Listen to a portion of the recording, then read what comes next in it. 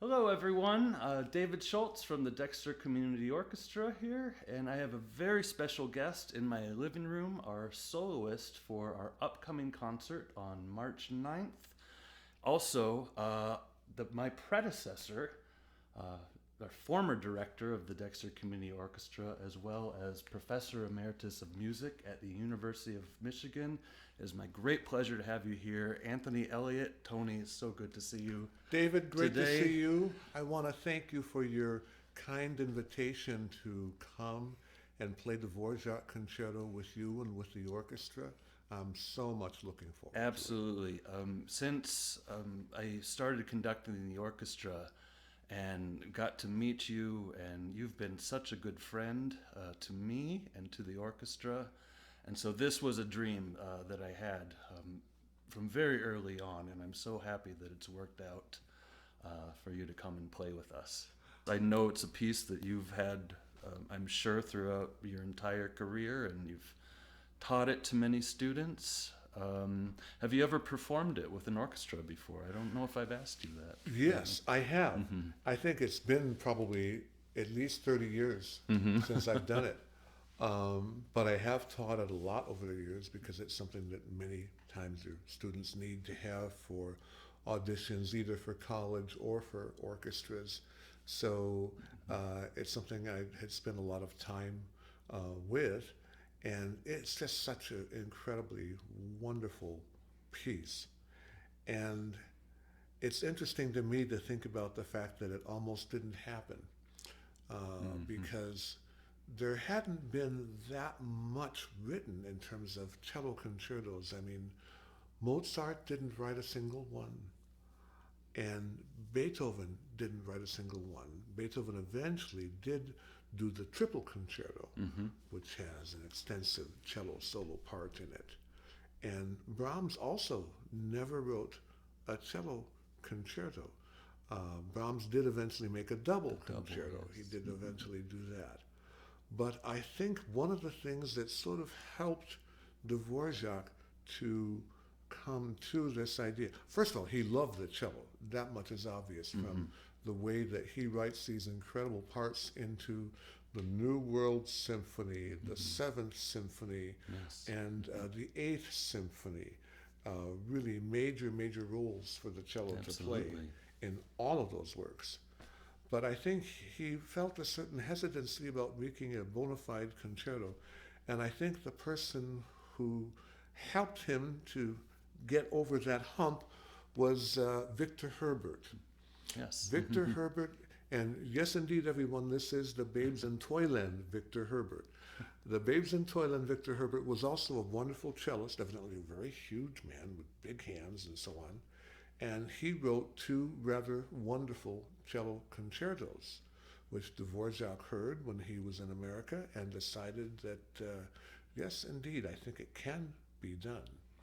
And so, we have a thank you, big thanks due to Victor Herbert for the fact that we have the Dvořák concerto. There's a few peculiarities about it that I find so interesting.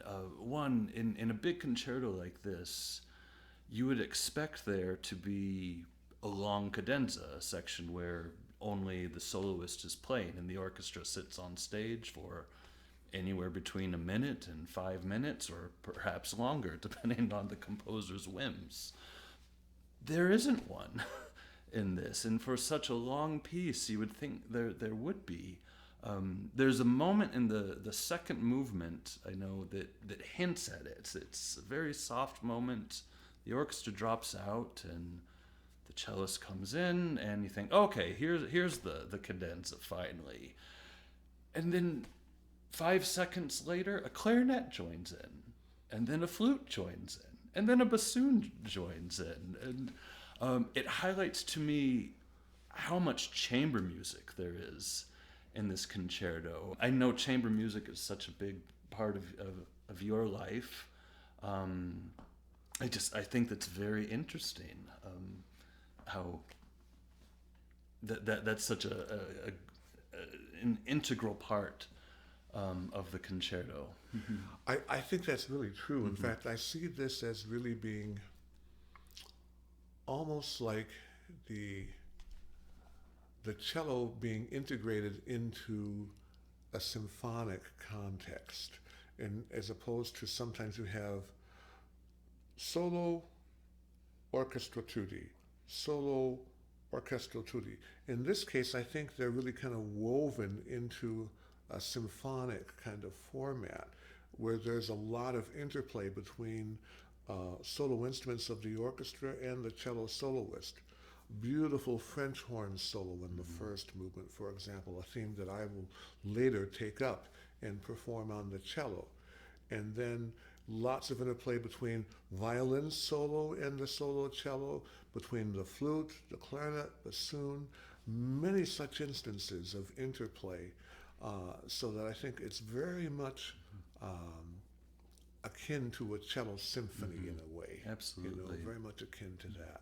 Now, I know Dvořák originally had a good friend in mind for writing this, and I'm making my own story up with this, but I'm wondering if there's anything inherent in the music to that, with so much collaboration between the instruments. I wanted it to highlight both our friendship and your friendship with the orchestra, but I think there's also so much in the music that deals with friendship as well, both for how Dvořák wrote it for his friend and also perhaps within the things we're talking about as well. Very much so. You know, there was Dvořák for a long time had, well, first of all, he also played the viola. Dvořák played the viola, and they also played the piano. And he had a piano trio that had a cellist by the name of Hannes Vihan. And Vihan was the person who begged him to write a cello concerto. And Vihan actually worked with him and made certain suggestions and modifications to the things that Dvořák wrote. And many of those adaptations that Vihan suggested are part of what we do today. And they're actually different from what Dvořák originally may have written. But Dvořák's friendship with Vihan was very intense, and they had a tour where they did about 40 performances of what's called the Dumki trio. They had a violinist friend who played the violin, Vihan played the cello, and Dvořák played piano, and went all across Europe playing the Dumki piano trio. And so they were very, very good friends. And so that was partly how the concerto also came to be. Now, I think that also played a part in those symphonies that we spoke about, depending on which numbering system that you use, number 4 or number 8, the G major, also the 7th, and also the New World, because all of them had very extensive cello writing, usually taking full advantage of the cello's warm lyric voice. And so I found that really kind of inspiring. There's a line, for example, in the Dvořák 7th Symphony that gives me goosebumps every time I just think about it. It's near the end of the second movement. It's this lovely